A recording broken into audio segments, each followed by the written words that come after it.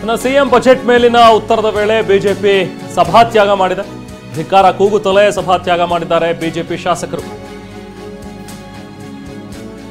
ಇವತ್ತು CM budget ಮೇಲಿನ ಒಂದು ಚರ್ಚೆಗೆ ಉತ್ತರವನ್ನ ಕೊಡ್ತಾ ಇದ್ರು. ಆ ಸಂದರ್ಭದಲ್ಲಿ ಮೊನ್ನೆ ಆದಂತಹ ಒಂದು ಘಟನೆಯನ್ನೇ ಪ್ರಸ್ತಾಪ ಮಾಡಿರುವಂತಹ ಬಿಜೆಪಿ ಹರಿಹಾಯ್ತಾ ಇದೆ. ಈಗ ಸಭಾತ್ಯಾಗ ಕೂಡ ಮಾಡಿದೆ.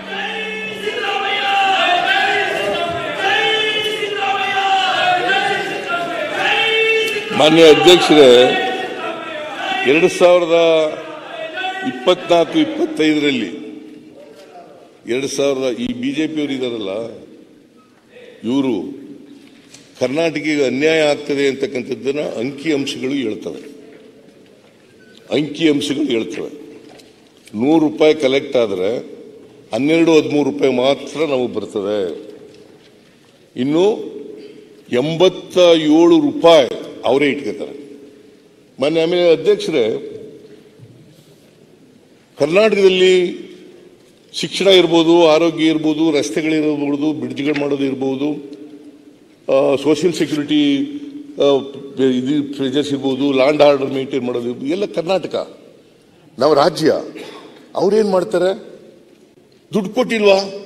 ರಸ್ತೆಗಳು ದುಡ್ಡು ಕೊಟ್ಟಿಲ್ವಾ? ರೈಲ್ವೆ ಬ್ರಿಡ್ಜ್ಗಳು, ರೈಲ್ವೆ ನಾವು ಜಮೀನು ಕೊಡ್ತೀವಿ, 50% ಬೇರೆ ಕೊಡ್ತೀವಿ. ರೈಲ್ವೆಗಳಿಗೆ ಜಮೀನು ಕೊಡ್ತೀವಿ, 50% ಬೇರೆ ಕೊಡ್ತೀವಿ. ಪ್ರಾಜೆಕ್ಟ್ ಕಾಸ್ಟ್ನಲ್ಲಿ 50% ನಾವು ಕೊಡ್ತೀವಿ. ಆಮೇಲೆ ರೆವಿನ್ಯೂ ಬರ್ತದಲ್ಲ ರೈಲ್ವೆನಲ್ಲಿ, ಆ ರೆವಿನ್ಯೂ ಎಲ್ಲ ಅವರೇ ಇಟ್ಕೋತಾರೆ. ನಮ್ಗೇನು 1 ಪೈಸಾ ಕೊಡಲ್ಲ.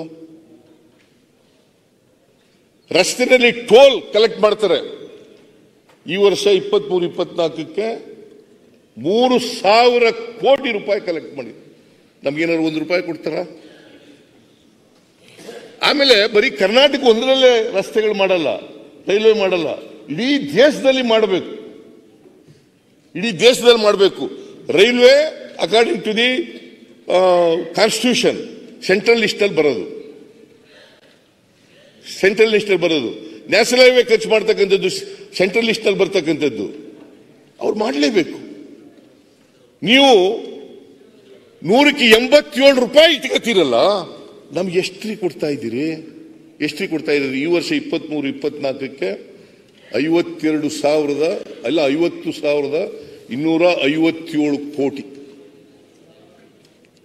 ಬಜೆಟ್ ಗಾತ್ರ 45 ಲಕ್ಷ ಕೋಟಿ. ಗೌರ್ಮೆಂಟ್ ಆಫ್ ಇಂಡಿಯಾ ಮುಂದಿನ ವರ್ಷಕ್ಕೆ 24-25ಕ್ಕೆ 47 ಲಕ್ಷ, 23-24ಕ್ಕೆ 45 ಲಕ್ಷ. 18-19ರಲ್ಲಿ ಅವತ್ತು ಇದ್ದದಕ್ಕಿಂತ ಇವತ್ತು ಜಾಸ್ತಿ ಆಗಿದೆ. 24,42,000 ಕೋಟಿ ಇತ್ತು. ಅವತ್ತು ನಮಗೆ ಇನ್ನೂ ಜಾಸ್ತಿ ಬರ್ತಿತ್ತು. As a matter of fact ನಮ್ಮ ಪಾಲು. ಈಗ ಬರೋದು, ಈ ವರ್ಷ ಬರೋದು 23-24ಕ್ಕೆ 45 ಲಕ್ಷ ಕೇಂದ್ರ ಸರ್ಕಾರದ ಬಜೆಟ್ ಗಾತ್ರ. ನಮ್ಗೆ ವಾಪಸ್ ಬರ್ತಕ್ಕಂಥದ್ದು 50,257 ಕೋಟಿ.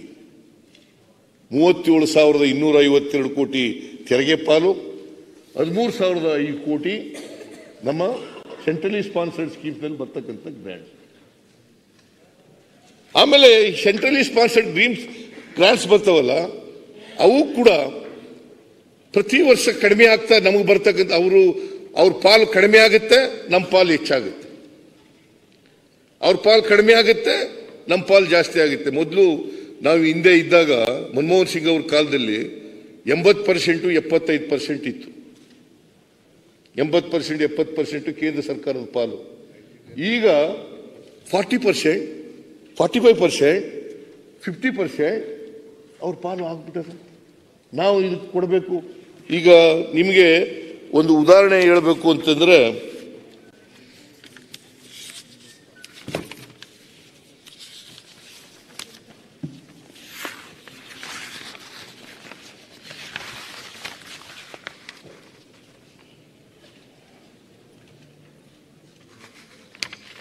ಈಗ ಮೊನ್ನೆ ಅದಕ್ಕೆ ಆಮೇಲೆ ಬರ್ತೀನಿ.